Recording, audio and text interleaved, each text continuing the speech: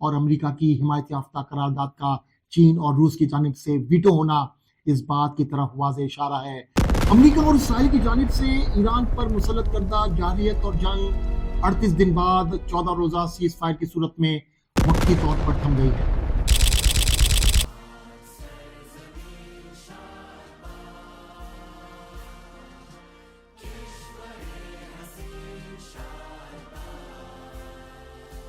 اعوذ باللہ من الشیطان الرجیم، بسم اللہ الرحمن الرحیم۔ السلام علیکم معزز خواتین و حضرات۔ امریکہ اور اسرائیل کی جانب سے ایران پر مسلط کردہ جارحیت اور جنگ 38 دن بعد 14 روزہ سیز فائر کی صورت میں وقتی طور پر تھم گئی ہے۔ اس جنگ نے، جسے ماہرین تیسری عالمی جنگ کا پیش خیمہ قرار دے رہے تھے، صرف 38 دنوں میں دنیا بھر کی معیشت کو ایسا دھچکا دیا ہے جس سے سنبھلنے میں برسوں لگ سکتے ہیں۔ اس دوران امریکہ روزانہ 1 سے 1.5 ارب ڈالر خرچ کر رہا تھا، یعنی 38 دنوں میں تقریباً 40 سے 50 ارب ڈالر صرف امریکہ کے خرچ ہوئے۔ ایران کو عسکری اور انفراسٹرکچر کے شعبے میں تقریباً 20 ارب ڈالر کا نقصان ہوا، جبکہ مجموعی معاشی نقصان کا تخمینہ 100 ارب ڈالر کے قریب ہے۔ اسرائیل بھی اس بار محفوظ نہ رہ سکا اور اسے بھی 10 سے 15 ارب ڈالر کا نقصان برداشت کرنا پڑا۔ تاہم اس جنگ کا سب سے بڑا نقصان عالمی معیشت کو ہوا، جس کا محتاط اندازہ 600 سے 800 ارب ڈالر تک لگایا جا رہا ہے، اور اس کی بڑی وجہ تیل کی فراہمی میں کمی اور قیمتوں میں غیر معمولی اضافہ ہے۔ کچھ ماہرین کے مطابق یہ تاریخ کا سب سے بڑا عالمی توانائی کا شوق تھا، اور یہ شوق دنیا کو مزید تباہی کی طرف لے جاتا۔ تاہم اللہ تعالیٰ کا شکر ہے کہ پاکستان کی مثبت سفارتی کوششوں کے نتیجے میں یہ جنگ سیز فائر کی طرف مڑی۔ وہ سیز فائر کہ جس کے ذریعے طوفان کی پیش قدمی وقتی طور پر رک گئی ہے۔ گویا یہ ایک وقفہ ہے، ممکن ہے اس کے بعد طوفان دوبارہ لوٹ آئے یا مستقل امن کی راہ ہموار ہو جائے۔ ناظرین، اس وقت امریکہ اور ایران دونوں اپنی اپنی کامیابی کے دعوے کر رہے ہیں، لیکن اس مرحلے پر اگر کسی ایک ریاست کو سرخرو کہا جا سکتا ہے تو وہ بلا شبہ پاکستان ہے۔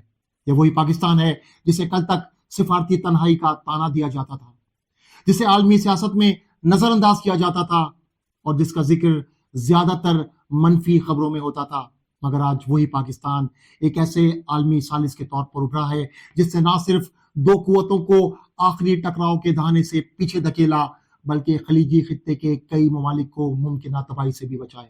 آج پاکستان ایک ایسی عالمی حیثیت اختیار کرتا جا رہا ہے جس پر ہر پاکستانی خوشی سے سرشار ہو رہا ہے، اور خاص طور پر وہ پاکستانی جنہیں پاکستان میں صرف برائیاں ہی نظر آتی ہیں، وہ بھی یقیناً آج پاکستانی ہونے پر فخر محسوس کر رہے ہوں گے۔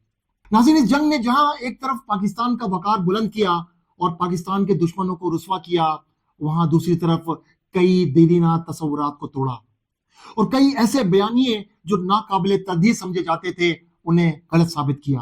آج ہم اپنی گفتگو انہی پر مرکوز رکھیں گے۔ ناظرین، ان تصورات میں پہلا تصور امریکی تحفظ کا نظریہ تھا۔ دہائیوں سے امریکہ خود کو خطے کی سلامتی کا ضامن قرار دیتا رہا ہے۔ امریکی فوجی اڈے، طیارہ بردار جہاز، فضائی دفاعی نظام اور دو طرفہ سیکورٹی معاہدے ایسی ڈھال کے طور پر پیش کیے گئے جو اتحادیوں کو وجودی خطرات سے بچاتے ہیں، مگر اس جنگ نے یہ دعویٰ کھوکھلا ثابت کر دیا۔ خلیج میں بھرپور امریکی موجودگی کے باوجود اتحادی ممالک میزائل حملوں، ڈرون حملوں اور سمندری خطرات سے محفوظ نہ رہ سکے۔ دوسرا تصور امریکہ کی خطے میں موجودگی کی حقیقت کا تھا۔ یہ واضح ہو گیا کہ یہ شراکت داری کم اور غلبہ زیادہ ہے، اور یہ غلبہ بھی ایک حد تک غیر مؤثر ثابت ہوا۔ تیسرا تصور انٹیلیجنس برتری کا تھا۔ CIA اور موساد کی برتری کا تصور بھی چیلنج ہوا۔ یہ حقیقت ہے کہ امریکہ کو اس جنگ میں اسرائیل نے گھسیٹا اور اسے اس بات پر قائل کیا کہ ایران میں جنگ صرف چند دنوں میں جیتی جا سکتی ہے۔ ان کا خیال تھا کہ ایران کی اعلیٰ سیاسی اور فوجی قیادت کو ختم کر کے ملک میں بدامنی کے ذریعے رجیم چینج کرنے میں کامیاب ہو جائیں گے، مگر ان کے سارے اندازے غلط ثابت ہوئے اور ایران کی قیادت اور نظام توقع سے زیادہ مضبوط نکلے۔ چوتھا تصور ایران کو تنہا کرنے کی حکمت عملی کا تھا۔ پابندیوں کے ذریعے ایران کو کمزور کرنے کا نظریہ ناکام نظر آیا۔ ایران نے ثابت کر دیا کہ وہ نہ صرف دباؤ برداشت کر سکتا ہے بلکہ پورے خطے کو متاثر کرنے کی صلاحیت بھی رکھتا ہے۔ خاص طور پر آبنائے ہرمز ان کا وہ ہتھیار ہے جس کے بارے میں امریکہ نے کبھی سوچا بھی نہ تھا۔ پانچواں تصور عراق جنگ کے بعد کے نظام کو مؤثر سمجھنا تھا۔ عراق پر حملے کے بعد امریکہ نے وہ حکمت عملی اپنائی جس کے تحت مستقل فوجی اڈے، خطے کو اتحادیوں اور دشمنوں میں تقسیم کرنا اور اسرائیل کی غیر مشروط حمایت شامل تھی۔ یہ ماڈل اب شدید تناؤ کا شکار ہے۔ مستقل اڈے نشانہ بن چکے ہیں۔ خطے کی تقسیم نے استحکام کے بجائے تقسیم اور کشیدگی بڑھا دی ہے۔